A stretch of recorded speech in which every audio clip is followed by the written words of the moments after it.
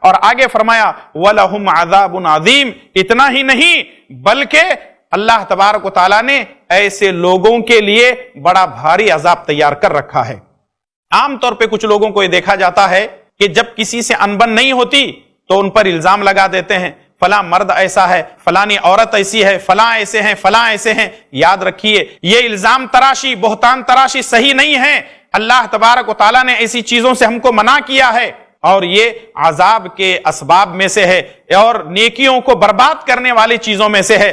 ہر مسلمان مرد اور عورت کو چاہیے کہ وہ کسی پر الزام نہ لگائیں، اور اگر الزام لگاتے ہیں تو اللہ تبارک و تعالیٰ نے کیا بیان فرمایا ہے؟ آئیے قرآن کریم کی ایک اور آیت آپ کے سامنے پیش کرتے ہیں۔ سورہ نور سورہ نمبر 24 آیت نمبر 4 میں اللہ تبارک و تعالیٰ نے ارشاد فرمایا وَالَّذِينَ يَرْمُونَ الْمُحْصَنَاتِ ثُمَّ لَمْ يَأْتُوا بِأَرْبَعَةِ شُهَدَاءَ فَاجْلِدُوهُمْ 80 جَلْدَةً وَلَا تَقْبَلُوا لَهُمْ شَهَادَةً أَبَدًا وَأُولَئِكَ هُمُ الْفَاسِقُونَ۔ جو لوگ پاک دامن عورتوں پر زنا کے بارے میں الزام لگاتے ہیں، بہتان تراشی کرتے ہیں، ثم لم یأتوا بأربعة شہداء، پھر وہ 4 گواہ پیش نہیں کرتے ہیں، فجلدوہم 80 جلدہ، ایسوں کو 80 کوڑے مارو۔ یعنی اگر کوئی کسی پر الزام لگاتے ہیں تو اس کے لیے 4 گواہ کا لانا ضروری ہے۔ اگر آپ نے الزام لگایا کسی مرد پر، کسی عورت پر بدکاری کا الزام لگایا اور آپ نے 4 گواہ پیش نہیں کیے، اسلامی قانون یہ ہے، حد یہ ہے کہ آپ پر 80 کوڑے لگائے جائیں گے، 80 کوڑے مارے جائیں گے۔ وَلَا تَقْبَلُوا لَهُمْ شَهَادَةً، اور اللہ تبارک و تعالیٰ نے فرمایا کہ ایسے آدمی کی آئندہ گواہی بھی قبول نہیں کی جائے گی۔ وَأُولَئِكَ هُمُ الْفَاسِقُونَ، ایسے لوگ فاسق ہیں، فاجر ہیں۔ آج ہمارے معاشرے کے اندر الزام لگانے کو برا نہیں سمجھا جاتا ہے، بیٹھے بیٹھے کسی پر الزام لگا دیتے ہیں۔ کبھی کبھی ایسے واقعات بھی رونما ہوئے ہیں کہ ایک ساس اپنی بہو کو ایک آنکھ سے نہیں دیکھتی، بلکہ ہمیشہ ان کے لڑائی جھگڑے ہوتے ہیں۔ ماں اپنے بیٹے کو یہ کہنا شروع کر دیتی ہے کہ دیکھ بیٹا، تیری بیوی میں نے اس کو فلاں جگہ جھانکتے ہوئے دیکھا، فلاں کے ساتھ بات کرتے ہوئے دیکھا، وہ موبائل میں کسی کے ساتھ جو ہے کئی گھنٹوں تک گپ شپ کرنے لگتی ہے۔ اس کا مطلب یہ ہے کہ وہ ایک انداز سے بہانہ بنا کر کے اپنے بیٹے کو بتا رہی ہے کہ تیری بیوی یہ کچھ نہ کچھ گڑبڑ کر رہی ہے، تیری بیوی کے اندر کوئی برائی ہے، وہ کسی کے ساتھ بدکاری کر رہی ہے، یا اس کے کسی غیر مرد کے ساتھ جو ہے اس کے تعلقات ہیں۔ اس طریقے سے الزام تراشیاں ہو رہی ہیں۔ ہاں، گھروں کے اندر ناچاقیاں ہوتی ہیں، گھروں کے اندر زبانیں چلتی ہیں، گھروں کے اندر اس طرح کی چیزیں اونچ نیچ ہوتی ہیں۔ اس کا مطلب یہ نہیں ہے کہ ایک عورت جو ہے دوسری عورت کے اوپر جو ہے وہ الزام تراشی کرے۔ کوئی ماں اپنی بیٹی پر الزام لگانا ایسا پسند کرے گی؟ نہیں پسند کرتی، تو اپنی بہو کے اوپر لگانا کیسے پسند کر سکتی ہے؟ مائیں اور بہنیں بچیں اور ڈریں اللہ تبارک و تعالیٰ سے، اور کوئی شوہر بھی اپنی بیوی پر اس طرح کی الزام تراشی نہ کرے، اور کوئی بیوی بھی، کوئی خاتون بھی اپنے شوہر پر اس طریقے سے الزام تراشی نہ کرے، بلکہ اللہ تبارک و تعالیٰ کا ڈر اور خوف پیدا کریں اور ان تمام برائیوں سے اپنے آپ کو بچانے کی کوشش کریں۔ تو رسول اللہ صلی اللہ علیہ وسلم نے کیا فرمایا؟ گالی دینا نیکیوں کو برباد کرنے والے اعمال میں سے ہے، اور دوسری چیز یہ ہے کہ کسی پر الزام لگانا اور بہتان تراشی کرنا یہ بھی نیکیوں کو برباد کرنے والے اعمال میں سے ہیں۔ اور ساتھ میں آپ صلی اللہ علیہ وسلم نے یہ فرمایا، ناحق کسی کا مال کھانا اسلام اس کی اجازت نہیں دیتا ہے۔ ذرا یہ قرآن کریم کی آیت میں آپ کے سامنے پیش کرتا چلوں۔ سورہ نساء سورہ نمبر 4 آیت نمبر 29 میں اللہ تبارک و تعالیٰ نے ارشاد فرمایا، یا ایھا الذین آمنوا لا تأکلوا اموالکم بینکم بالباطل، اے ایمان والو، لا تأکلوا اموالکم بینکم بالباطل، آپس میں باطل طریقے سے، حرام ذریعے سے ایک دوسرے کا مال نہ کھاؤ۔ یہاں تاکید کی جا رہی ہے، یہاں یہ بات بتلائی جا رہی ہے، اور ہم کو یہ سمجھایا جا رہا ہے، اے ایمان والو، باطل طریقے سے، حرام طریقے سے کسی کا مال نہ کھاؤ۔ حرام ذریعے سے آج لوگ جو کما رہے ہیں، نہ اس کے اندر خیر ہے، نہ اس کے اندر برکتیں ہیں، اور یہ حرام مال کھانے اور پینے کی وجہ سے آدمی کے خون کے اندر بھی وہی تاثیر نظر آ رہی ہے۔ اسی لیے اللہ तबारक व तआला ने हमको हलाल खाने की ताकीद की है और प्यारे नबी जनाब मोहम्मद रसूलुल्लाह सल्लल्लाहु अलैहि वसल्लम ने हराम से बचने की हमको ताकीद की है। हराम माल क्या है? मार्केट में एक आदमी जाता है झूठ बोल करके कमाता है, एक आदमी जाता है धोखा देकर कमाता है, एक आदमी जाता है झूठी कसम खाता है।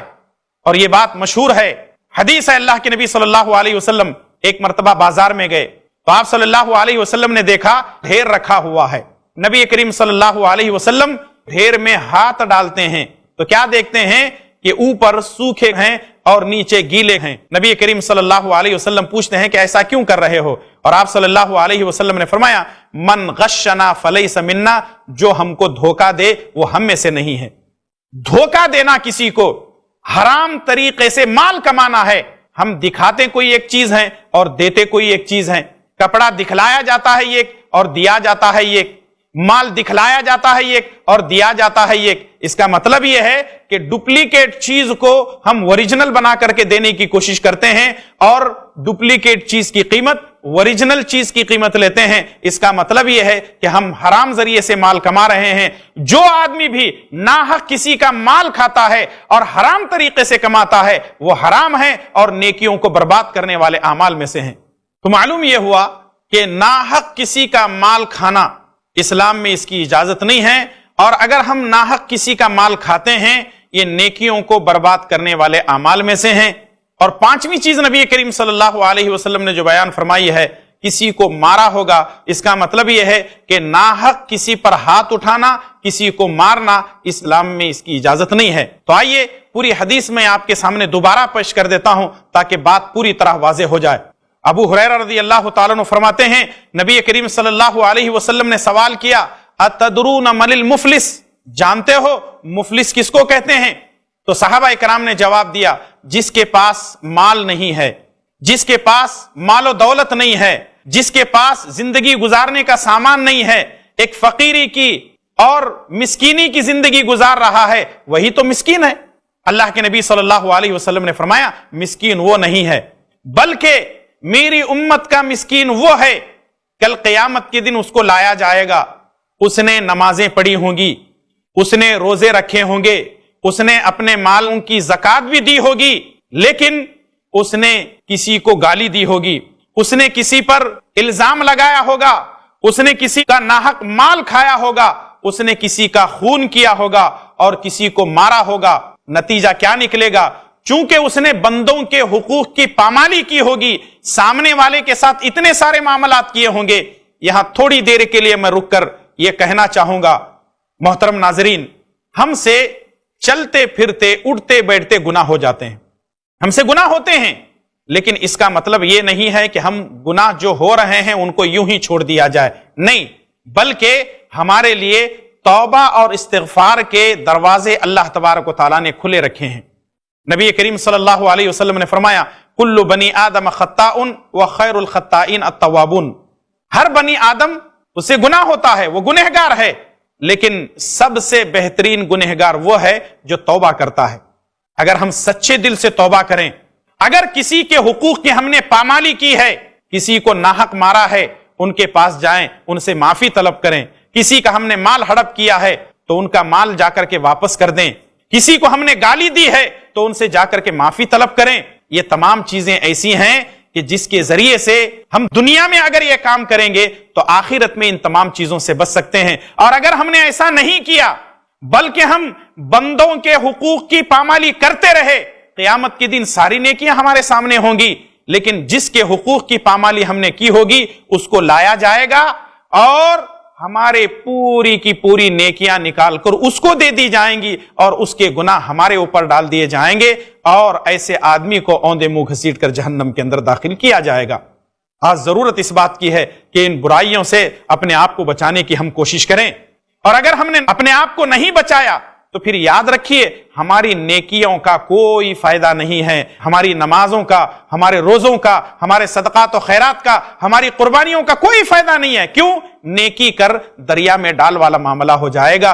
जरूरत इस बात की है कि अपने अमाल की हम हिफाजत करें। नेकियां करना कमाल नहीं है, نیکیاں کرنا کمال نہیں ہے. نیکیاں کون نہیں کرتا؟ نیکیاں تو ہر کوئی کرتے ہیں، لیکن نیکیوں کی حفاظت کرنا یہ درجہ کمال ہے. اس جملے کو یاد رکھیے، ذہن میں بٹھا لیجئے. نیکیوں کا کرنا کمال نہیں ہے، بلکہ نیکیوں کی حفاظت کرنا یہ درجہ کمال ہے. اگر ہم نیکیاں کما رہے ہیں اور جہاں نیکیاں رکھی جا رہی ہیں وہاں سوراخ پڑے ہوئے ہیں، تو پھر یہ نیکیاں ساری کی ساری ان سوراخوں سے جا رہے ہیں.